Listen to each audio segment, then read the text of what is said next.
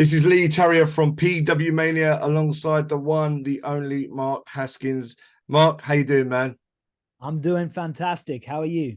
I'm really, really well. I must say I'm a big, big fan. I've met you at many Progress shows in the past. I've got a couple of your t-shirts. I still think the Terminator one is one of the best t-shirts I've ever seen. You remember I'm sure you remember, but I say it's a Terminator, but it had the kind of sort of robotic skeleton with your hair. Do you remember that? Probably around Sure do. 2018. Yeah. Oh, Yeah, I remember great it well. t-shirt. So yeah, one of my favorites. So I still wear that. But you're here, and I have to start with the big match coming up at Defy's show, their first show at the Electric Ballroom against Kenta for the title. I mean, talk about starting the weekend right. How do you feel about it?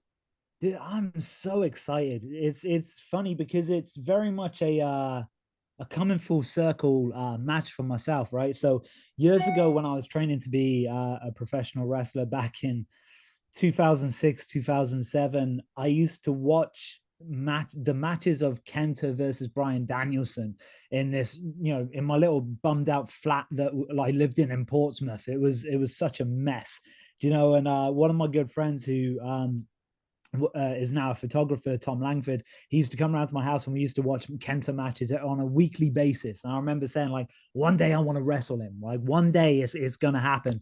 And sure enough, 17 years on, here we are. It's finally happening. So it's going to be a very exciting and cool moment for me personally, getting to go out there against somebody like Kenta, because I think he's one of the best of this generation. And it's a match I've been thinking about and looking forward to for a very, very long time. I bet. And we spoke to Matt Farmer from Defy the other day, and he was like, Haskins is one of the names we've wanted in the fight for a long, long time. We're just so happy that we've got him there now to have him against Kenta. So, are you excited about being a part of Defy, which is obviously still making big waves, getting big names in, yourself included? How excited are you about representing them? Oh, absolutely. Defy has been a company that it felt like at the same time the progress was coming up in the UK, Defy was coming up on the other side of the pond. And it just things, I guess, just never really worked out up until now. But when they came along and they said, hey, we want to use you in the UK, I was very excited. I jumped at it. And then they told me that yeah, that it was I was going to be wrestling Kenta, and I was like, holy cow, like the stars have aligned on this one. This is going to be great. So yeah, I am super excited. I'm super looking forward to it. And I can't even begin to describe the overwhelming positivity that I feel going forward over the next few months in the wrestling industry and in life in general.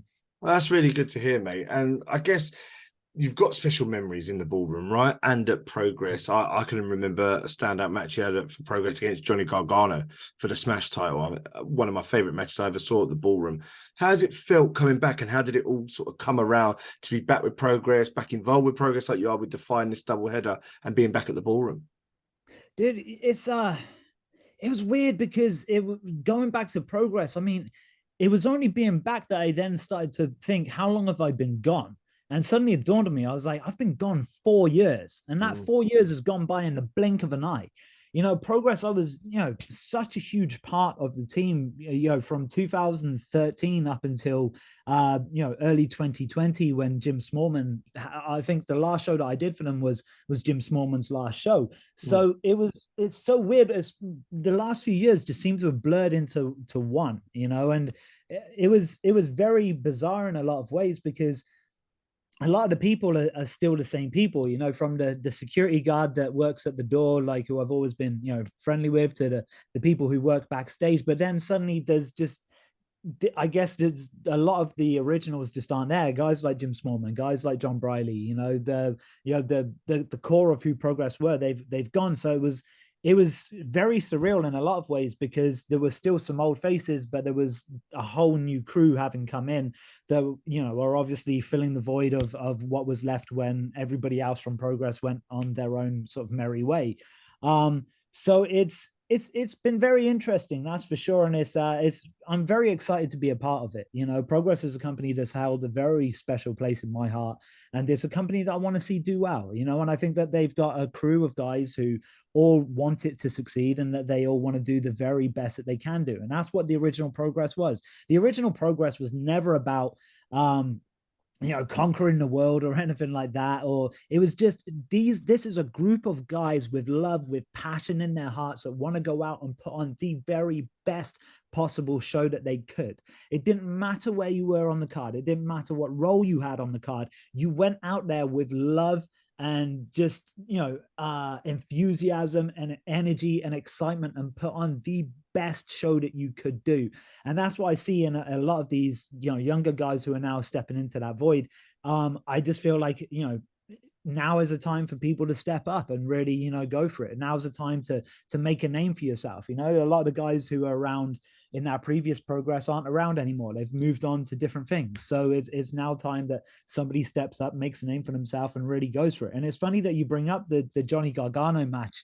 I was only just thinking about that a few moments ago before I started talking to you.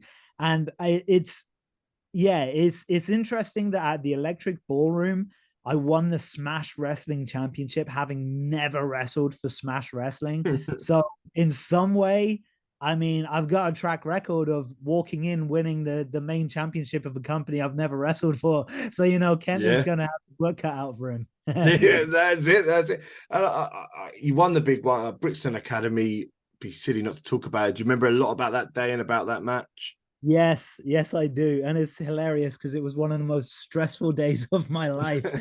Just literally from the moment I woke up, all I remember is like whatever could have gone wrong went wrong. Do you know? And it was just consistently throughout the day. I remember it was this mad experience. I have this mad experience every time I step out in front of a huge crowd.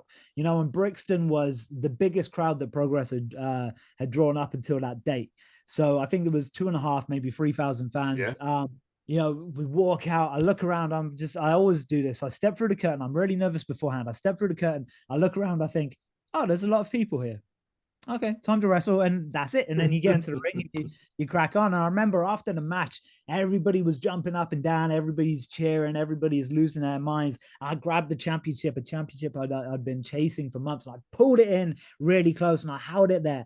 And all I could think was, I wish I hadn't just headbutt the belt. It was so I pulled it in so close and just bang. Oh no, it hurt more than going through the table during the match or getting kicked in the head by Malachi Black or whatever he's calling himself these days. Yeah, so it was it was a great experience. After all the stress was done, I had a good memory at the end of it.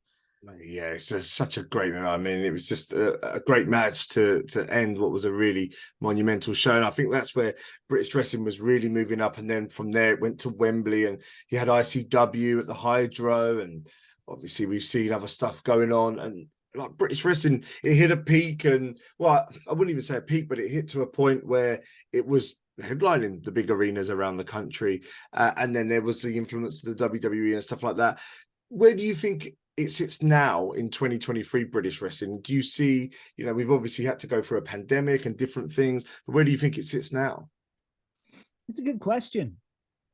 You know what? The thing that I look back at of where British wrestling was and where I can see parallels of it being now is that back then, a lot of these things we hadn't done before. We hadn't done Brixton. That was the first time. We hadn't done Alexandra Palace. We hadn't done Wembley. We hadn't done a lot of these things. We hadn't done Tours of America. We hadn't done WrestleMania weekends, right? But now this generation stands on the shoulders of those who have done that. Now, when I got into the wrestling business, British wrestling was completely different. Like from what it was from around 2015 onwards was so polar opposite to how it was when I first got into wrestling. Yeah. Now, I'd never even thought that British wrestling could reach the heights that it did from that 2015 era. And I am so glad that I was wrong. And I am so glad that there were those who believed that that level was attainable. And that was all that the guys kept doing, was just kept pushing and pushing and pushing. From ICW, yeah, you bring up the Hydro. They sold, they ran the Hydro multiple times and sold thousands upon thousands of tickets. The same can be said with OTT in Ireland. They continue to build and build and build until they became, what they were and what they are. The same with, Progress. Now, you see where they've managed to reach to, and it was with each step came this dawning realization for myself of, oh my gosh, there is something here. Like it is capable to, present a British wrestling product in the same way that things may be in Japan, in the sense of, in Japan you have multiple wrestling companies in this small island, right? But they're all, business is booming, and that you can go from company to company. Whereas we didn't really have that in the UK. In the UK, it was more independent booking, so you would go from one show to the next, rather than say having one big company that tends to tour everywhere. Do you know what I mean? So it came this realization that there is, that anything is possible once you have the right crew, when you have the right mindset, when you go into a situation just thinking, what is the very best that we can get from this? I think genuine miracles are possible. Where I see British wrestling now, I feel that it's taken a few hits over the last few years. I think that everything was affected by the pandemic. I don't think that there's any industry on the planet Earth that wasn't, affected by it in some regard. And I think that right now what you have is similar to what British wrestling was in, say, 2013, 2014. You've got a lot of guys who are hungry that may not necessarily have the same level of name value as, say, some of the imports that are being brought over. But if that generation can weaponize that hunger, if that generation can take that desire and use it to push themselves forward, within the next few years, there is going to be another boom. Wow. Right? Because now you have the guys who have been to that level and have seen that it's possible. And I think that with the right people who have the right mindset, who have the right, skills, who have the right capabilities, who are the people that are driven to make something of it, the British wrestling industry will go forth to a whole new level of success that we haven't necessarily seen before. But that comes from being hungry, and that comes from being dedicated and really going for it. I feel like sometimes people kind of, you can look at people and you can tell who's going to go far and who isn't, right? Because talent will only take you so far.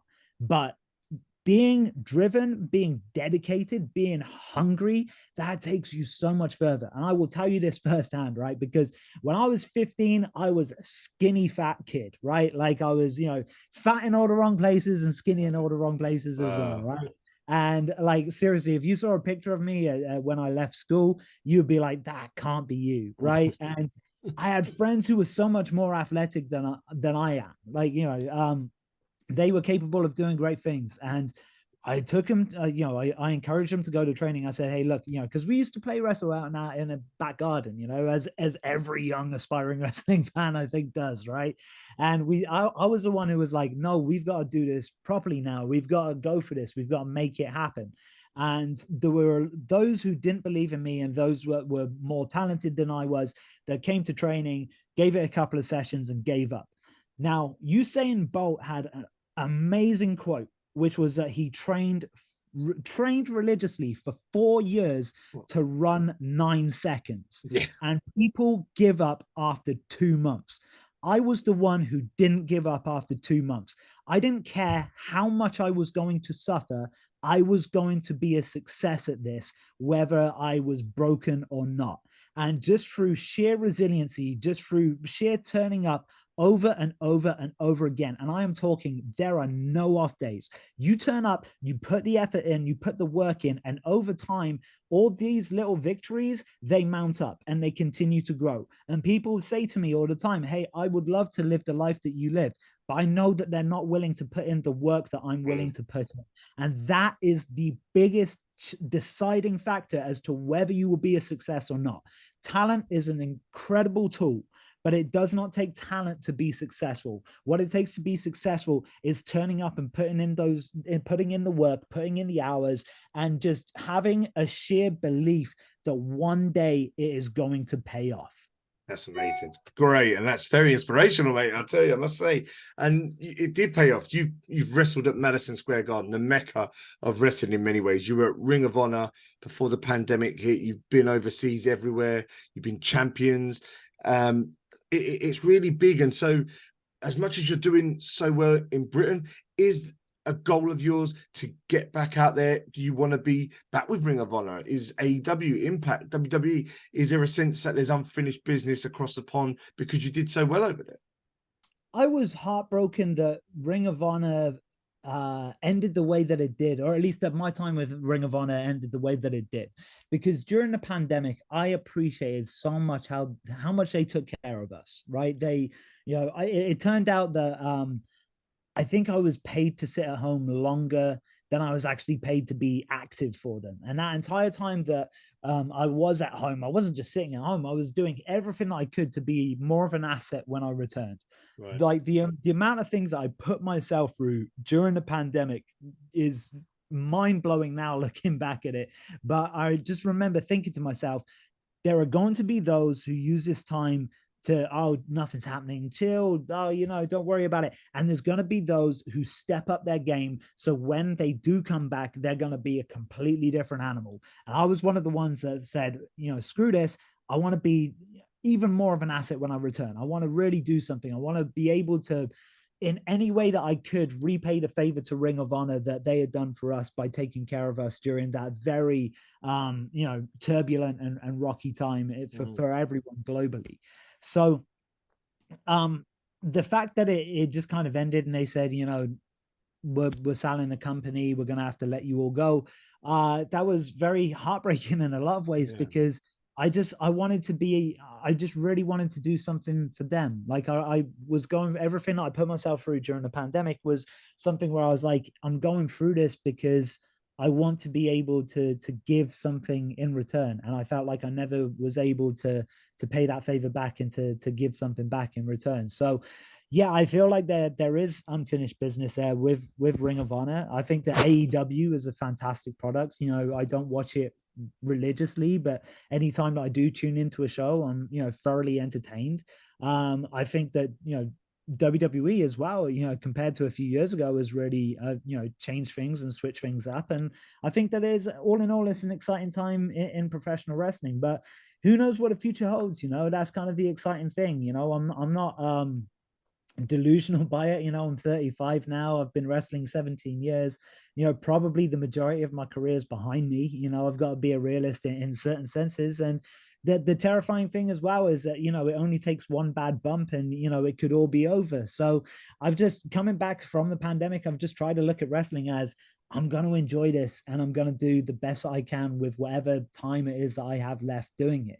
I feel like maybe before I've put too much pressure on myself and not enjoyed the moment. And a friend of mine, Chris Travis, who died a few years ago, I remember I think it was within the last couple of weeks of his life, he said something that has always stayed with me. He said, looking back at his career, he wished he had just taken the moment. He wished he'd just taken the time to enjoy the moment more, because he was always too busy worrying about what was next. He was always too busy worrying about, am I good enough? Is this going to be, good enough? Am I going to, step up here? Is, what's coming up ahead? And he wished he'd just enjoyed the ride. And that's always something that I've really held onto, because I think that is important, is that you can overcomplicate things when you think too much. Thinking's a good thing, but it can also be a bad thing in some regards, because if you're too busy worrying about what comes next, what's happening here, you don't take that time to enjoy the moment. And that's what this is supposed to be. We're in the entertainment industry. You're supposed to enjoy yourself. Nobody goes to watch wrestling because they want to be bored shitless. It's true. Nobody goes to wrestling. Nobody involved in wrestling does it just because they needed a job. They do it because they love it. So let's focus on that love. Let's focus on that passion. Let's focus on that energy where everybody can enjoy themselves, and let's put on an incredible show. That's a great way to put it. And I guess my final question then, KENTA, it's one of your dream matches, but if there was anyone else after KENTA, if you win that Defy title, when you win that Defy title, if there was anybody in any company you could defend it against, who would it be? I have one dream match that will unfortunately never happen. I met Eddie Guerrero when I was 13 years old at Crystal Palace, and when people say that he radiated warmth, people say that he had this genuine I don't even know how to explain it. Like, there was just this this cheekiness to him, like this love, this warmth, you know. Like I was a really shy, timid kid, and I stepped up to him. I remember I took a couple of wrestling figures up with me, and he looked at them and he looked at me and he's like, "Hey, this nerd looks familiar." And he grabs them and he signs them, and then like he's so lovely, he's so entertaining and engaging, and he talked, you know, he's just talking to you like you know, as anybody else would. And then, you know, they're like, "Hey, can we get a picture?" Like they were going to take a Polaroid, and he's like, "Wait, we need to get the toys involved." So he hands me one of them and he holds the other, and he just stands there and takes a picture with it. And uh, the warmth that I got from him, it has always stayed with me. That, you know, because some people, I see it at the merchandise stand a lot. You know, some people I think kind of take, you know, their spot for granted. You know, and some people, um, you know, aren't super receptive to, you know, the fans that come up to say hello. And I think that, look, if somebody's coming up to say hello, you know, the least you can do is smile. Like, the least you can do is at least be happy to see someone. Do you know what I mean? And I always wanted to be able to I really wanted to wrestle him, just to be Oh, like, hey, like you know, you were a huge inspiration on me. And you know, I wanted to, you know, be able to be then show him, hey, look, I'm in the ring with you now. Like, let's do it. And oh, unfortunately, like I said, that will never happen. But yeah, I mean, there's a lot of talented guys who are still going that I would love to be able to get, you know, tie it up with. You know, literally anybody on the AEW roster, you know, or the WWE. There's so many good guys there. I would love to wrestle Pete Dunne again, you know, oh, oh, sorry, Butch yeah. now. Butch it is. You know, because you know, I always loved wrestling Pete, and it's been great to see where his career has taken him, and I think that he's only got better and better with time. Yeah. Oh, well, Mark, I must say, thank you so much. It's been a great, great conversation with you. I'll be there. I'm will, you know, really cheering you on. I hope it is an amazing match. And just, yeah, like you say, just I'll enjoy it. I hope you enjoy it. And thank you so much for your time. No, thank you for having me, man. All the best, mate. I will see you soon. Cheers. Take care. Yeah, bye bye. Bye. Bye.